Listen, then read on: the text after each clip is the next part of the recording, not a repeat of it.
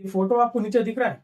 पहला फोटो में लिखा है कि काफी अकेला हूँ, सेकंड में लिखा है कि अकेला ही काफी हूँ। का ये मतलब है कि जब संजू सैमसन को टीम में मौका नहीं मिल रहा था और जब मौका मिल भी रहा था तो वो बड़ा परफॉर्मेंस नहीं दे पा रहे थे, लेकिन जब बड़े मैच में बड़ा इनिंग्स खेलना था तब संजू सैमसन ने अकेला ही टीम इंडिया को जितवाया और सेमीफाइनल तक लेके गए। तो गाइस ये सब गॉड्स प्लान था, इसीलिए संजू सैमसन ने मैच जीतने के बाद घुटनों में आके ऊपर वाले को थैंक्स किया कि आपने मुझे ऐसा मौका दिया कि मैंने इतना बढ़िया इनिंग्स खेल के टीम इंडिया को जितवाया। इतना सेंसिबल इनिंग्स विराट कोहली के बाद संजू सैमसन के पारी से हमें देखने को मिला है। जब भी टीम इंडिया प्रेशर में रहती है चेस करने के टाइम, तो विराट कोहली जो है वो बहुत ही इजी और बहुत ही काम मेंटेलिटी से रन को चेस करते थे। सेम चीज संजू सैमसन ने भी करके दिखाया।